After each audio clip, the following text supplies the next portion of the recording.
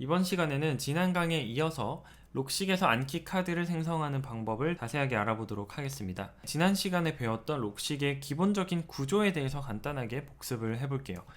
우선 여러분들이 록식을 시작하시면 로컬 폴더를 생성하게 된다라고 했었죠. 그래서 록식의 구조에서 가장 상단에 있는 이 로컬 폴더를 록식에서는 그래프라고 부른다고 했었고, 이 그래프는 록식 화면의 왼쪽 상단에 표시가 되고 있죠. 록식 테스트라는 이름으로 저는 그래프를 생성해 뒀습니다.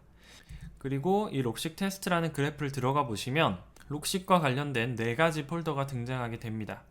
그래서 이 하위 구조에 폴더들이 4개가 있는 거죠. 지금은 생성되어 있지 않은 asset이라는 폴더까지 포함이 되어 있습니다. 자, 그리고 이 폴더의 하위에 있는 것이 이제 페이지가 되겠죠. 이 페이지는 여러분들이 여러가지 내용들을 입력하는 파일 하나하나를 페이지라고 부르고, 로컬 폴더에서는 저널과 이 페이지스 폴더에 생성되는 이 파일 하나하나를 말합니다. 그리고 이 하나의 페이지에는 여러가지 블럭들이 포함이 되게 되겠죠. 지금 내용을 열어보면 이런 식으로 모든 블럭들이 맨 앞에 하이픈이 그어져 있는 상태로 입력이 되고, 이 블럭을 기준으로 록식의 텍스트들을 다루게 됩니다. 그래서 이 블럭들은 다 모두 텍스트라는 가장 기본적인 데이터를 포함하고 있게 되는 거죠. 자, 그러면 지난 시간에 이어서 스위프트 에러웨이에 대해서 좀 더 자세하게 알아보도록 하겠습니다. 지난 시간에는 이렇게 프론트에서 백으로 가는 플래시카드만 생성을 했었죠. 지금 이 프론트와 백 카드는 안키로 생성을 하게 되면 프론트가 보이고, 그리고 백이 클로즈로 처리가 되겠죠. 그리고 스페이스바를 눌렀을 때 이 백카드의 정답이 보이는 방식으로 카드가 생성이 될 겁니다. 자, 이런 식으로 말이죠. 그리고 상단에 있는 이 페런치 블럭들도 다 표시가 되는 게 록식의 특징이라고 했습니다. 그래서 이렇게 정형화된 카드의 구조가 생성된다는 걸 예측하실 수가 있어야 돼요. 왜냐하면 매번 안키로 카드를 생성해서 확인하면서 진행할 수가 없기 때문에. 자, 그러면 오늘 살펴볼 두 번째, 이 스위프트 에로의 두 번째 사용법은 바로 리버스 카드인데요. 자, 화살표만 이렇게 반대로 입력을 해주시면 리버스된 카드가 생성이 됩니다. 무슨 말이냐면 백을 보여준 상태에서 프론트라는 답을 맞추는 카드가 되는 거죠. 그래서 얘를 카드로 생성을 해보시면, 자, 이런 식으로 카드가 생성이 되는 거죠. 지금 카드의 앞면에서 프론트가 가려져 있습니다.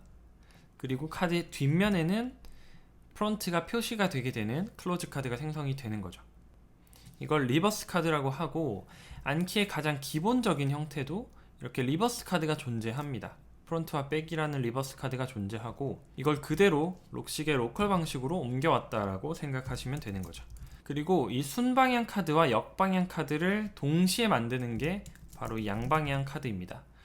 양방향이라고 해서 이 두 개를 다 가려버리는 건 아니고요. 그냥 이 두 개를 동시에 만든다라고 생각하시면 됩니다. 그래서 얘도 생성을 해보시면, 네, 지금처럼 일단 백을 가려주는 카드가 먼저 나오고, 그 다음에 프론트를 가려주는 카드가 또 나오게 되는 거죠. 그래서 총 2개의 카드가 생성이 되는 겁니다. 자, 이 스위프트 에로우는 어떤 상황에서 사용을 하냐면, 우리가 보통 개념과 정의를 암기할 때 보통은 개념을 보면서 정의를 맞춰보는 방식으로 공부를 하게 되는데요. 이런 방식에서 문제점은 정의가 주어졌을 때 그 개념이 뭐였는지 연습할 수가 없다라는 단점이 있습니다. 그래서 그런 것들을 방지하기 위해서 이 개념과 정의를 양방향으로 만들고, 어떤 이름이 주어졌을 때 정의를 떠올리는 카드, 그리고 정의가 주어졌을 때 그 개념의 이름을 떠올리는 카드까지 동시에 생성을 할 때 이런 스위프트 에로를 사용하게 되는 겁니다. 스위프트 에로의 특징은 뭐냐면, 제가 간편법이라고 말씀을 드렸잖아요. 그래서 위에서 보시는 것처럼 카드 하나당 이렇게 하나의 블럭만 차지를 합니다. 하나의 블럭으로 카드를 생성할 수 있다는 게 스위프트 에로의 특징이 될 거고, 이 특징에서 이제 장점과 단점이 파생되게 되는 거예요. 장점은 당연히 간편하다라는 거죠. 그래서 플래시카드의 구조가 없습니다. 깊이라는 게 없기 때문에 이 하나의 블럭 내에서 앞면과 뒷면을 모두 처리할 수 있고, 그래서 전체적인 지식의 구조와 특별하게 부딪히거나 하는 일이 없게 되는 거죠.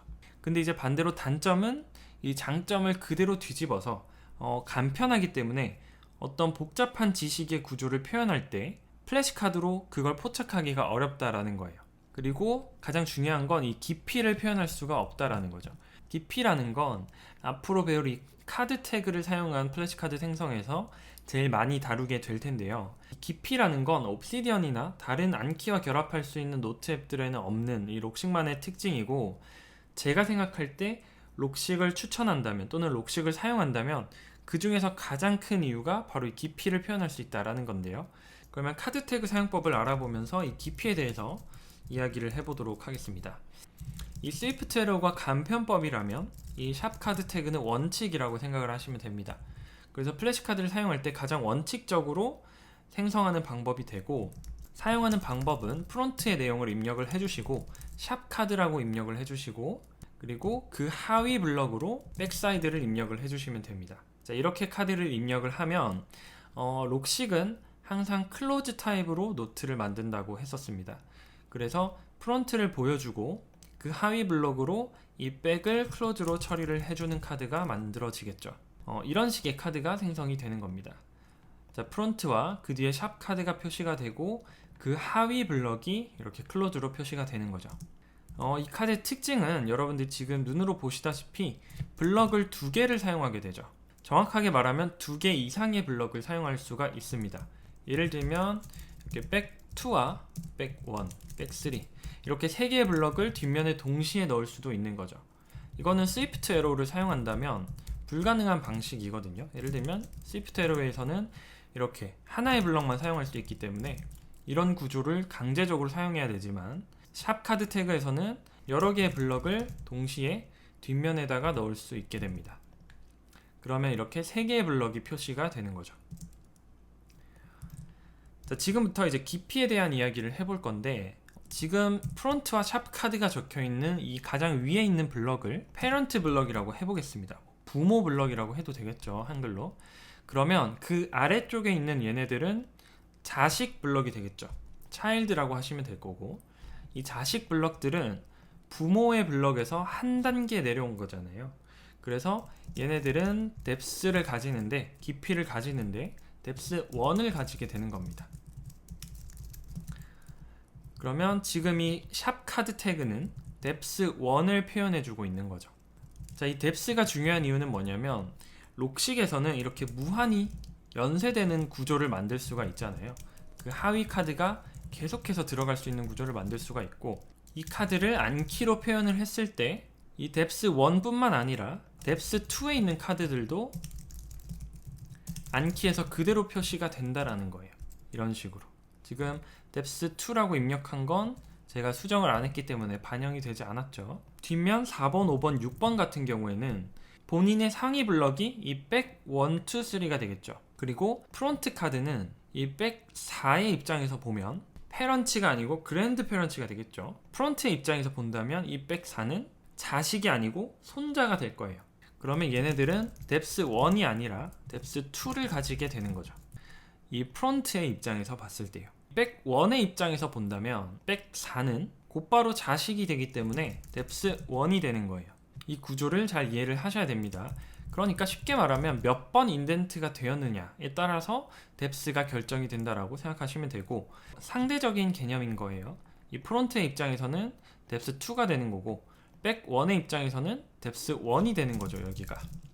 근데 가장 디폴트로 카드 태그를 붙이게 되시면 록식에는 모든 뎁스가 끝까지 표현이 된다라고 생각하시면 됩니다. 예를 들면 뭐 이런 식으로 뎁스가 5번까지 들어가 있다라고 했을 때도 카드를 만들게 되면 그대로 표시가 되는 거죠. 물론 이렇게 복잡한 카드를 만드는 일은 잘 없긴 하겠지만, 카드를 만들다 보시면 이런 구조를 직접 본인이 만들고 계신 걸 보게 될 겁니다.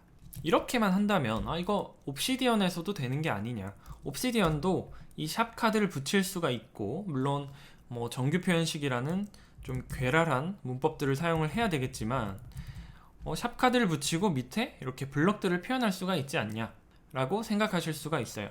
근데 이제 여기서 록식과 옵시디언을 결정적으로 구분짓고, 제가 록식으로 넘어온 계기는 바로 이 중첩된 카드입니다. 자, 백 1의 입장에서 다시 한번 살펴볼게요. 자, 백 1은 페런트 블럭이 될 수가 있습니다. 그리고 차일드로 이 백 4라는 블럭을 가지고 있죠. 그래서 여기에다가 샵 카드를 입력을 하게 되면 카드 표시가 되는 걸 보실 수가 있을 거예요. 자, 다시 한번 지우게 되면 여기는 아무런 테두리도 없는 상태입니다. 근데 샵 카드를 입력하는 순간 테두리가 생기면서 카드가 또 하나 생성이 되게 되는 거죠. 자, 무슨 말이냐면 지금 프론트라는 카드의 뒷면에 있던 이 백1이라는 애가 이번에는 백1이라는 새로운 프론트가 되면서 그 차일드 블럭들을 백사이드로 가지고 오는 이렇게 중첩된 카드가 생성이 되는 거죠. 이거는 옵시디언처럼 그냥 네이티브한 마크다운 리스트를 다루는 그런 문법에서는 불가능하고, 블럭을 체계적으로 다룰 수 있는, 그 블럭 각각을 독립적으로 다룰 수 있는 경우에만 이런 카드를 만들 수가 있는 거예요. 자, 그럼 이걸 카드로 생성을 했을 때 저희는 총 2개의 카드가 있다는 걸 아셔야 돼요. 첫 번째 카드는 뭐냐면, 자, 이걸 모두 펼친 상태로, 자, 이제부터는 안키를 직접 보지 않고 머릿속으로 그림을 한번 그려볼게요.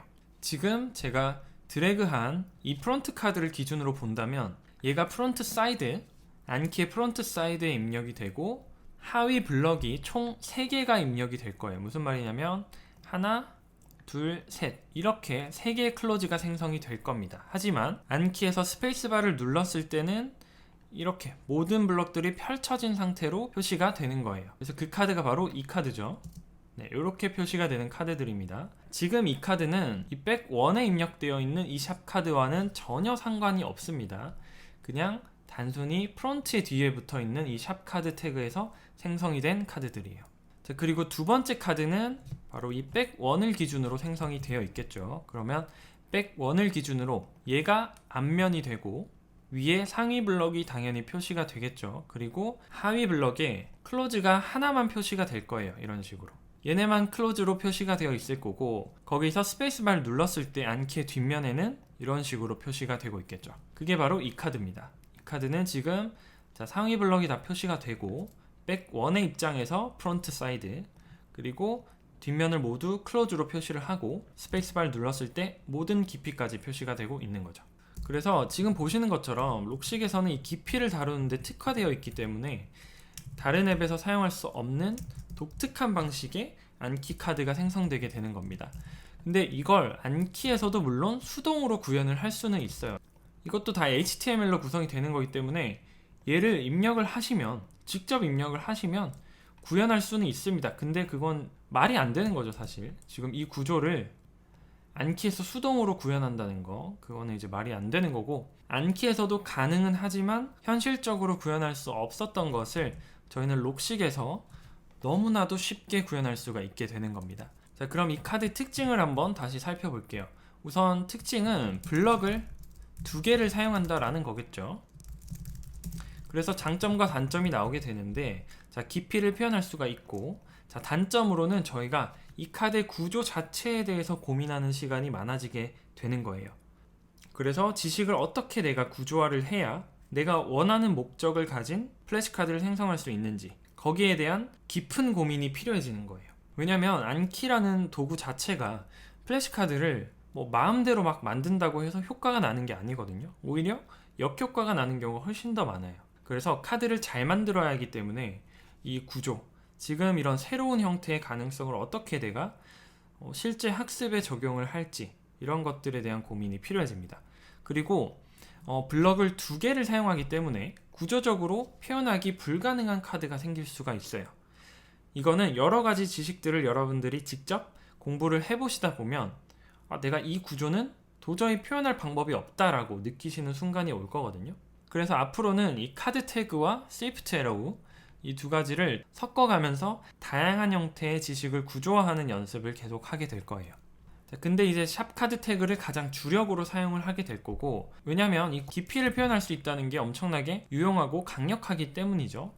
예를 들면 제가 만든 카드들을 간단하게 보여드리면 챕터와 문제 번호, 그리고 그 아래쪽으로 들어갔을 때 계속해서 깊이를 가진 카드, 그리고 그 카드 안에 중첩되어 있는 카드, 이런 것들을 섞어가면서 사용을 하게 됩니다.